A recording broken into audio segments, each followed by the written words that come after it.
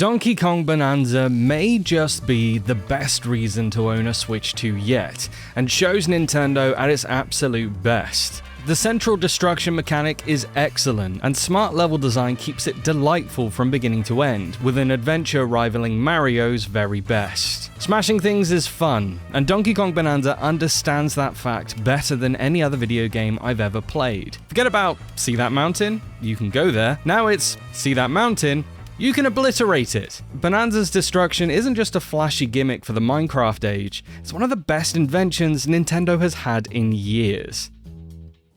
We've said it before, but if you've played Super Mario Odyssey, you'll recognize its DNA in Donkey Kong Bananza. You'll wander around vast levels completing challenges to grab a central collectible, in this case, crystalline bananas, and items that let you unlock outfits that give you a unique look appropriate for each world. The difference is that instead of hopping all over a level's surface to find those items, you'll now be smashing your way through rock and dirt to find them. You play as Donkey Kong, paired up with a version of Pauline far younger than we've seen her in the past, lost somewhere beneath the planet's surface. To fulfill our hero's dual dreams of returning home and eating every banana, you've got to journey to the center of the Earth, pursuing a group of new ape villains. The story isn't the main draw here, but it is a surprisingly compelling extra hook, and the slowly developing friendship between Pauline and DK becomes downright endearing over the plot's twists and turns. Smashing the world is Donkey Kong Bananza's primary attraction. The Nintendo Switch 2 face buttons let you jump, punch up, punch down, and punch forward, and those basic actions will carry you through most of the game. Dig down into the ground, punch your way forward to carve a tunnel, and smash up to claw your way back out again. There are a few other abilities too, and while pretty much all of your moves are unlocked from the start, Bananza does a great job of slowly unfolding those mechanics to you over the first few worlds, offering a satisfying sense of progression without actually locking the cool fun toys away. You do have to unlock Bananza transformations, which see DK turn into big superpowered animals ranging from an ostrich to a much bigger than usual gorilla. These abilities let you do things like glide across big gaps or punch straight through concrete, and while not everyone is a winner, the good ones are very satisfying to use. One transformation, which I won't spoil here, had me in disbelief that the game was actually giving me an ability so powerful. Levels have a sort of indestructible skeleton at their heart, but that simply gives you a place to stand if you'd otherwise be digging yourself into the void. If you want to raise every recognizable surface of the ground, you can absolutely feel free to do so,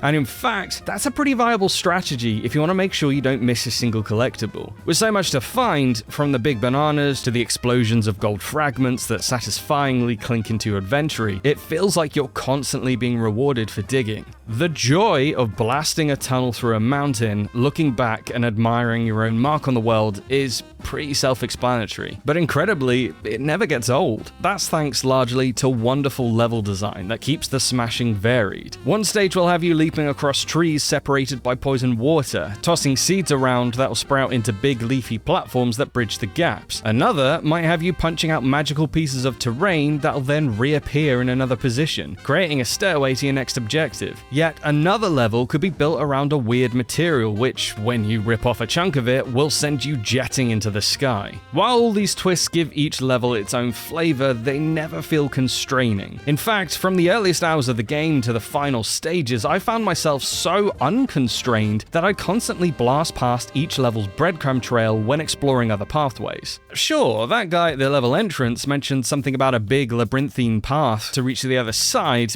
but, well, who needs all that platforming when you can just dig there? This all forms a wild new direction for a Donkey Kong game, but for the nostalgic purist among us, it still feels part of the series. You'll hear new mixes of classic tracks going back to the Rareware era, the constant refrain of DK64's Oh Banana, and even a handful of 2D challenge stages paying explicit tribute to the most memorable levels of the SNES games. There are some pretty deep-cut references in here that absolutely tickled the kid in me who is obsessed with Donkey Kong Kong Country in the 90s. Donkey Kong Bonanza also has probably the best form yet of Nintendo's now standard asynchronous co-op mode. Here, player 2 grabs a Joy-Con to give Pauline a Dragonborn-style shouting power, pointing her cursor around with mouse controls and belting out words that manifest as big chunks of material that can smash the world just as effectively as DK's fists. You can grab material types with a sort of Photoshop eyedropper tool, and then blast the world with stone or gold or explosives with a click. It's similar to the modes we've had in Super Mario Galaxy and Super Mario Odyssey, but here the second player can actually have a real effect on the world. The added power makes boss fights perhaps a